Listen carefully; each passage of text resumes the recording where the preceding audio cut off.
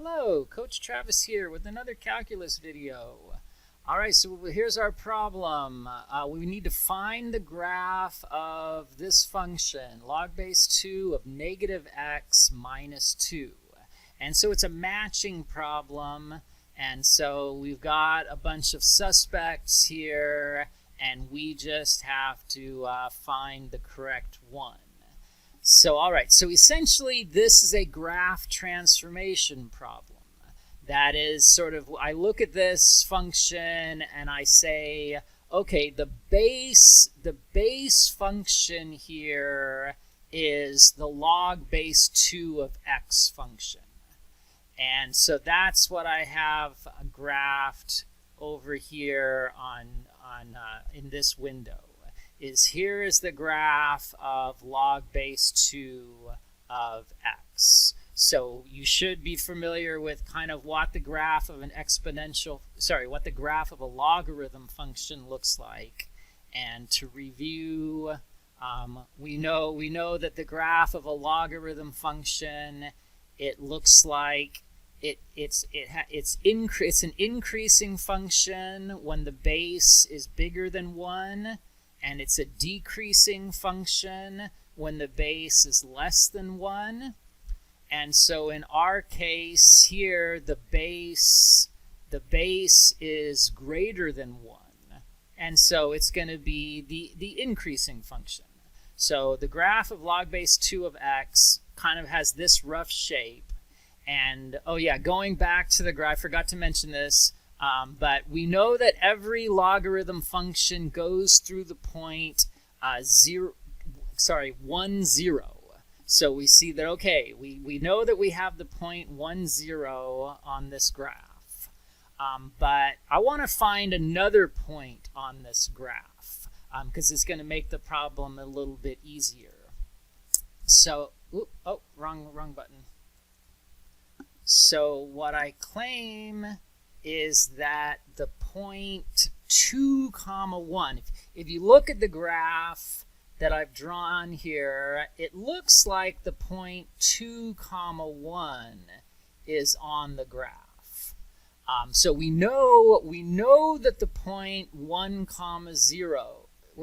We know the point 1, 0 is on the graph because that point is on the graph of every logarithm function.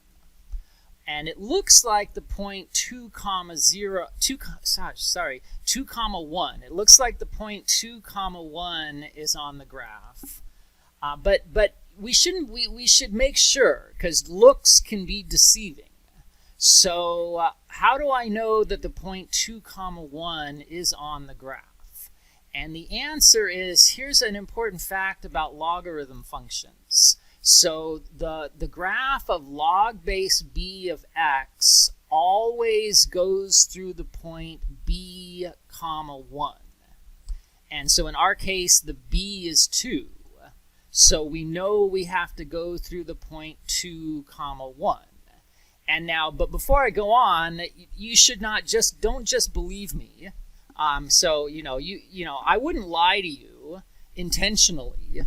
But you shouldn't trust, don't trust anybody. Trust yourself. So your math teacher is probably not going to lie to you intentionally, but you don't want to blindly trust anybody. So let's think about why this has to be true. So let's do my favorite thing to do with logarithms. My favorite thing to do with logarithms is to convert them into exponentials. So if I take this logarithm equation and I convert it into an exponential equation, then it turns into b to the y power is equal to x, right? Because here the y is the output, over here the y is the input, and over here the x is the input, but over here x is the output. So a logarithm expression like this is always equivalent to an exponential equation, but where the x's and the y's trade places. And so now let's think about this. What happens if you set y equal to 1? if you take this equation and you set y equal to 1, then you just get b to the 1, and b to the 1 is just equal to b. So the moral is, sure enough, if y is equal to 1, then x has to be b. So the moral is that, yeah, okay, the point b comma 1 will always be on the graph of log base b of x because of this fact about exponents over here, that b to the y power is always just equal to b. Wait, did I say b to the y power? I meant to say b to the 1 power. B to the 1 power is always equal to b. So, okay, so great. So we got these 2 points, and so now let's try to do the problem.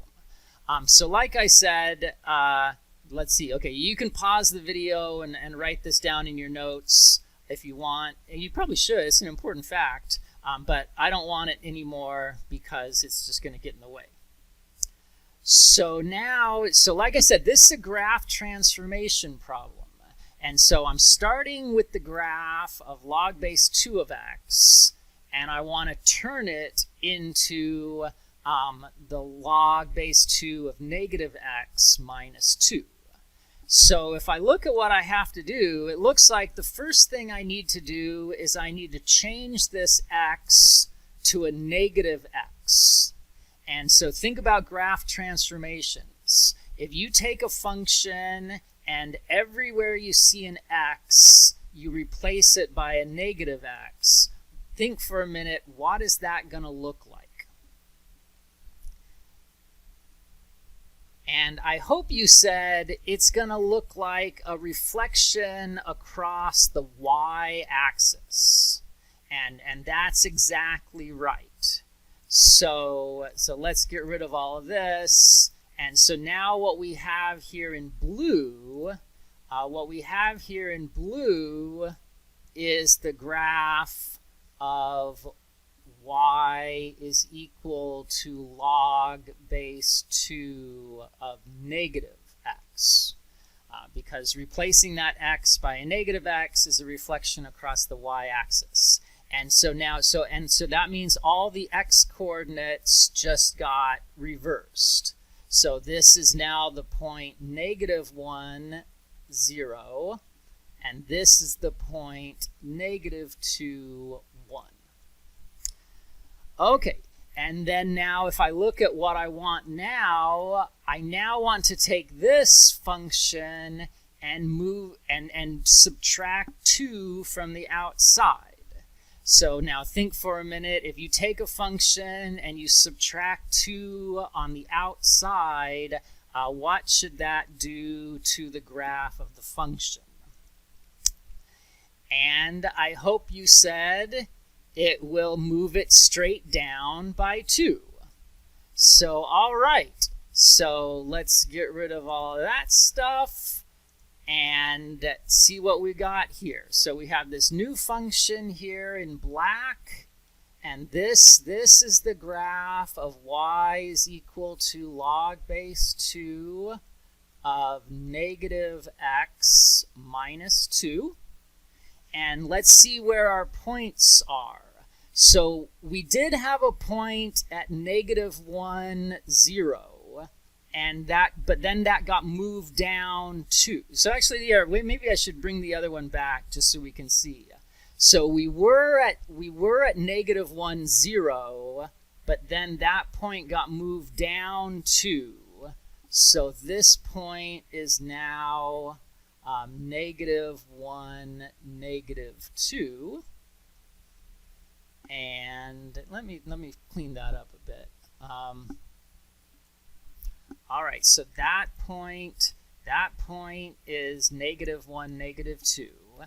And then in our previous graph, we know that we had the point -2, 1, and that's going to get moved down 2. So this point right here is going to be the point -2, -1. Okay, so having those 2 points, the idea is that having those 2 points is going to help me pick out of the lineup which of the graphs is the correct one. So all right, so let's just look at the answer choices here.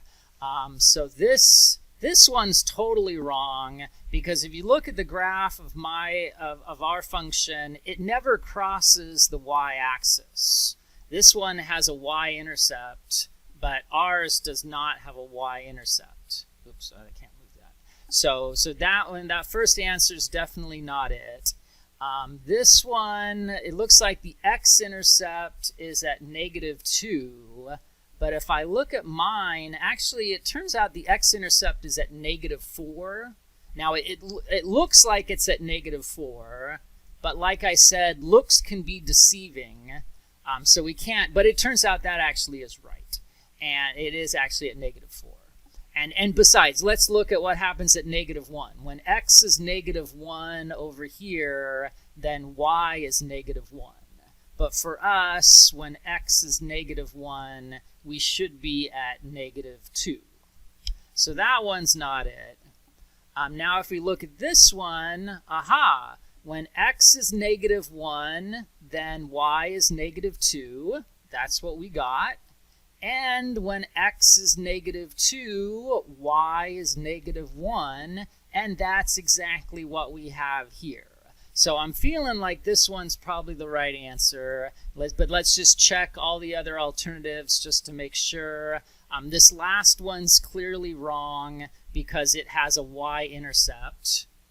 And this one is not right because I guess when x is -2, then y is... Oh, actually, no, that point is right. When x is -2, y is -1, so that is a point. But here it looks like on this one, -1 is a vertical asymptote, and that's definitely not what we have here. On our graph, when x is -1, y is -2, and that is definitely not what's happening in this picture. So, all right, so yeah, so all the other ones are wrong, and this is the right one. So again, this was a basic graph transformation problem. You start with knowing what the graph of log base 2 of x looks like, and then you apply graph transformations to get the final answer.